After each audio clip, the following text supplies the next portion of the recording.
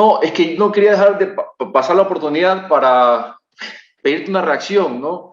Me parece que el país ha llegado a un punto de decadencia tal que hoy hay acciones tan burdas que parece que ya a muchos no les sorprenden, ¿no? Hemos perdido, espero yo equivocarme, un poco la capacidad de horrorizarnos, ¿no? Frente a las decadencias a las que estamos asistiendo, sobre todo en nuestra clase política.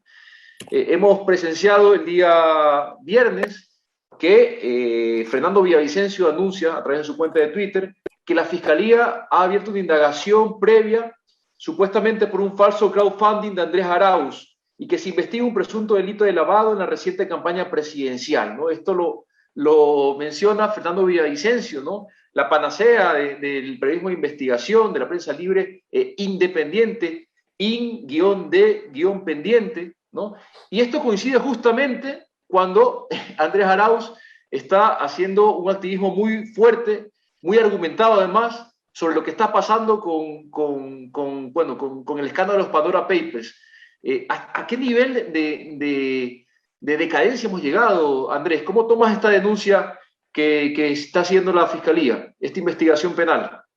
Mira, para empezar, yo no he recibido notificación de la Fiscalía, pero parece que Villavicencio tiene información privilegiada y eso mismo hay que investigar en todo caso.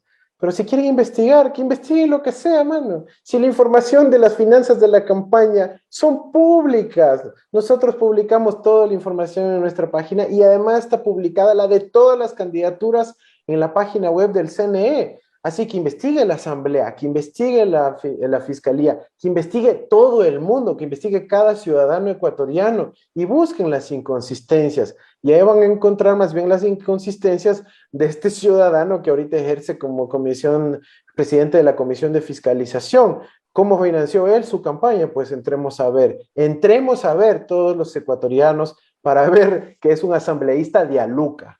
Ahora, en el caso de los investigadores reales de este proceso, que no soy yo, sino el SRI, la Contraloría, la Fiscalía, las Superintendencias, el Banco Central, la Cancillería, los asambleístas de la patria y la Unidad de Análisis Financiero y Económico, ellos necesitan la protección del Estado y de los organismos internacionales, Abraham.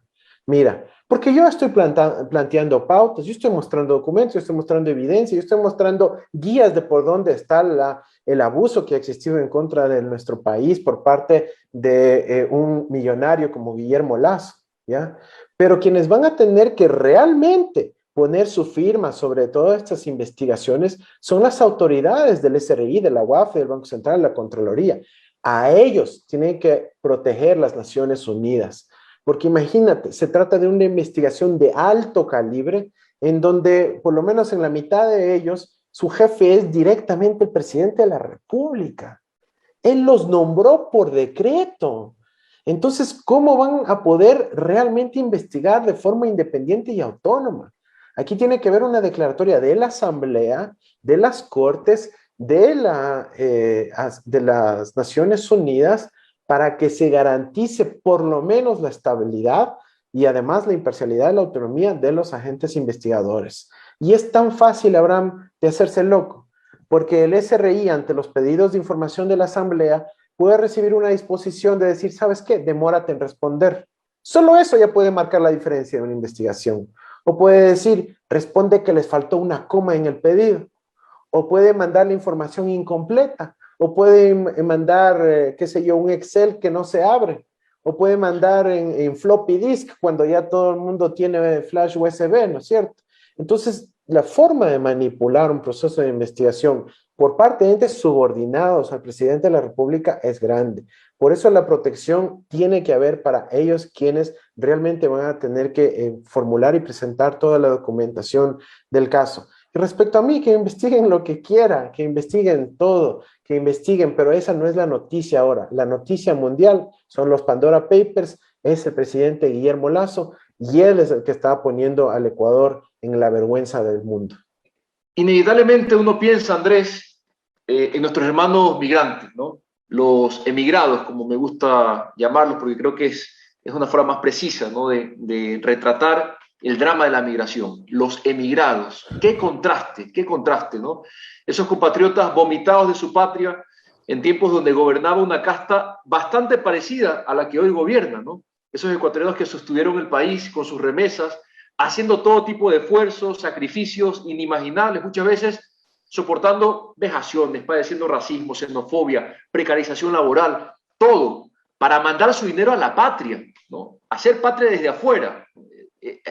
Esta frase tiene mucho sentido, ¿no? Cuando vemos el ejemplo de nuestros hermanos migrantes, ¿no? ¿Qué hubiera pasado si los migrantes no hubieran mandado sus remesas al país, ¿no? Qué diferencia, qué contraste, ¿no? Ojalá Guillermo Lasso le llegue a los talones a cualquier migrante ecuatoriano. Un tema fundamental, Andrés, que queremos preguntarte en el marco de lo que se denomina la coyuntura. Salud y emigración. Dos síntomas, salud mental y emigración. Dos síntomas de estos tiempos jodidos que enfrentamos en el Ecuador, ¿no? Curiosamente no son temas que se sitúen en el radar de lo que se conoce como la coyuntura, ¿no? Al final, ¿qué rayos es la coyuntura? ¿Quién define lo que es la coyuntura? Parece que es una decisión discrecional, ¿no? De los medios mainstream, ¿no? ¿Cuándo le ponemos la estampita de coyuntura al medio ambiente, por ejemplo? Bueno, ese es otro tema. ¿Crees que la depresión, la ansiedad que va creciendo, los índices de suicidio en nuestro país son alarmantes y de esto nadie está hablando? Más que una categoría natural, es un problema político. ¿No crees que deberíamos politizar un poco más estos desórdenes en apariencia normales? Justamente es su normalidad lo que debería llamarnos la atención, Andrés. ¿Qué opinas? Estoy absolutamente de acuerdo contigo, Abraham. En campaña posicionamos el tema de la salud mental. Quizás nos faltó más, pero la crisis que estamos viviendo ahora es de salud mental, es claramente de salud mental. Mira, los efectos de la pandemia tienen efectos estructurales en una sociedad porque son desmovilizadores. Imagínate todos los abusos que vivimos a lo largo de los últimos 2 o 3 años, pero fue desmovilizada la sociedad también por la pandemia y eso tiene claras explicaciones. Pregunta quiénes son los ganadores de esto y son las plataformas de la adicción de los contenidos virtuales, en donde terminan generando una alienación de la gente, una destrucción del tejido social, comunitario y evidentemente también en sus relaciones productivas.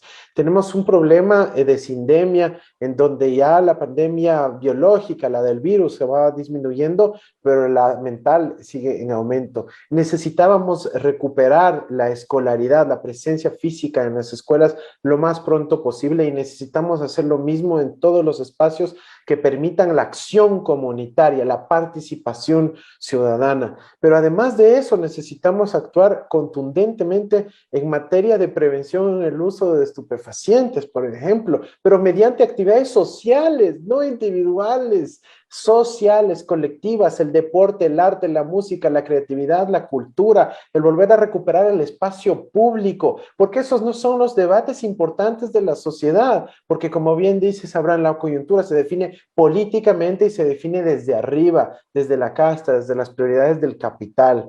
Así que la salud mental es necesariamente un asunto de trascendencia y eso tiene que ver con todo, el sistema educativo, el sistema de salud, nuestro sistema cultural, artístico, creativo, deportivo, etcétera. Así que ese ojalá fuese un pilar de la acción pública fundamental de este o cualquier otro gobierno. Tú mencionabas un segundo elemento sustancial como es la emigración, la expulsión de nuestros hermanos de su patria. ¿Cómo podemos tolerar que eso ocurra? Quienes nos gobiernan no son similares, no son parecidos, son iguales a quienes nos gobernaron en el 99. Y es muy triste darse cuenta que el pueblo ecuatoriano no pudo darse cuenta de eso en su momento. Oportunamente no pudo detectar que eran esos mismos actores. Quizás ahora ya queda más claro, pero hemos tenido que pasar un amplio sufrimiento para llegar a este punto. Mira, el propio partido que gobierna ahora es literalmente el mismo que gobernaba en el 99, porque la Unión Demócrata Cristiana, Democracia Popular, firmó legalmente un acuerdo de fusión con el partido Creo. Están fusionados formalmente, legalmente ante el Consejo Nacional Electoral. Por lo tanto, es la misma fuerza política de Yamil Mahuad la que nos está gobernando ahora. Y ahí están gente, pues como Diego Ordóñez, que facilitó el feriado bancario y la destrucción de las familias ecuatorianas, la que generó suicidios en nuestra gente, la que rompió la unidad familiar y terminó generando familias transnacionales y quebrando la salud mental de largo plazo de nuestros de buena parte de los ecuatorianos. ahora son los mismos que tienen el mismo objetivo y van a causar el mismo daño en el Ecuador. Al menos que nos unamos, nos organicemos y actuemos contundentemente para frenar el saqueo y la destrucción de la patria que va a hacer este gobierno. Bueno, es que en realidad esta desmotivación se siente aquí en el Ecuador definitivamente como un ambiente de crisis, ¿no? Una vez quizás superado, pensando que se ha superado un poco la crisis sanitaria, estamos clarísimos que nos encontramos en una crisis económica y política, y claro, en este caso sobre todo de la salud mental afecta directamente a los jóvenes, y me llamaba la atención que se estaba promoviendo a través de eliminar la tabla de drogas ante el aumento de estupefacientes de la juventud, ¿no? Como las políticas siempre pensadas más en la prohibición más que en la atención. Y eso también va de la mano de cómo se ha atendido los problemas sociales desde el ministerio, desde el MIES, por ejemplo, el cambio a los 3 veces de ministra a un ministro que no tiene experiencia en nada en temas sociales, y eso creo que denota claramente en cuáles son las políticas públicas que se están promoviendo actualmente. Bueno, y en esta misma sintonía de desmotivación queremos preguntarte, Andrés, sobre la propuesta de ley que envió Guillermo Lasso. Perdóname ahí, es que me dejas en el aire con la cuestión de política social. ¿Tú sabes cuál es el principal interés de un gobierno de banqueros en el MIES? No es, pues, ni la inclusión social, ni los niños y la primera infancia. ¿Tú le has oído algún discurso hablar de la primera infancia, la importancia de la educación inicial, o de hablar de las casas de acogida para prevenir la violencia, o alguna cosa así? Nada. A ellos, ¿sabes lo que les interesa? El tema del pago de los bonos. ¿Sabes por qué? Porque averigüen, ecuatorianos, cuánto gana el Banco Guayaquil a través del Banco del Barrio por cada bono que se paga, por cada bono que se paga. Es ahí donde está el interés que ellos tienen en el MIES, en poder administrar el flujo de esos pagos de bonos para que vayan todos a través del Banco del Barrio y no, por ejemplo, a través de las cooperativas, las cajas de ahorro o el propio dinero electrónico que teníamos vigente antes en el Ecuador. Es ahí donde les interesa, porque es un gobierno de banqueros y lo que están buscando es en el tema del lucro a partir de las transferencias electrónicas. Así que no hay que ser ingenuos respecto a eso también, y por eso ha habido, digamos, tremenda desgracia en el manejo de la política social y de inclusión social y económica en nuestro país en los años recientes. Perdóname, Gaby, pero tenía que decirlo. Sí, no, y sí, se tenía que decir y se dijo. Bueno, Andrés, ahora entrando a la polémica propuesta de ley que envía Guillermo Lasso sobre las reformas tributarias y laborales, queríamos preguntarte, ¿qué opinas sobre esta propuesta que finalmente no prosperó, justamente porque el CAL lo devolvió al proyecto? También pensar que queremos preguntarte cuál es tu opinión respecto a cómo se conformó en la Asamblea Nacional, de alguna manera, un bloque que resistió a esta propuesta que buscaba la flexibilización laboral. Y bueno, tu opinión en general primero sobre la propuesta y después como el tema procedimental. Pues es una propuesta, digamos, de lleno neoliberal, ¿no? En donde le pusieron el nombre a la ley con el nombre del partido político. Imagínate que nosotros hace 10 años hubiésemos propuesto la ley de la Revolución Ciudadana, hubiese sido un escándalo, pero acá ponen el nombre de su partido a la ley. Es tenaz, es terrible. Pero bueno, en el contenido, aparte de la precarización laboral, y nadie dice que no pueden actualizar, modernizar, incluir temas como el teletrabajo, cosas así, dotar de nuevos derechos a los trabajadores vinculados, por ejemplo, al vínculo entre el transporte, la movilidad y el cambio climático. No, nada de eso. Esta era una ley esclavizante del siglo XVIII, del siglo XIX, manchesteriana, en donde se buscaba destruir el tejido social que se puede construir en el ámbito del trabajo, penalizando la sindicalización, penalizando la posibilidad de la gente de organizarse, penalizando la posibilidad inclusive de querer trabajar, porque te ponían penalidad por distintas razones, incluyendo si le quedabas viendo mal al jefe, o si te atrasabas contra tu voluntad llegando al trabajo. Entonces, bueno, un capítulo terrible de precarización laboral, un capítulo terrible de no entender la dinámica correcta de la política tributaria. En el país ahorita no se necesitan más impuestos, se necesita más participación del Estado, porque estamos saliendo de la crisis más grande de la historia del Ecuador. No es momento de quitarle dinero a la gente, sino de darle plata a la gente para que salga a comprar. Y eso es lo que no ha hecho el gobierno. Por eso, como les dije, tiene más de 2.000 millones de dólares en caja, guardaditos. Y eso Pero Andrés, aparte de ¿qué lo del tal Banco con esta, Central. perdón que te interrumpa, pero qué tal esta propuesta? Porque lo que llegaba era que se iba a cobrar impuestos a los más ricos y al mismo tiempo pasa esto de los Pandora Papers, o sea, ¿cuál es existe ahí como una Sí, contradicción?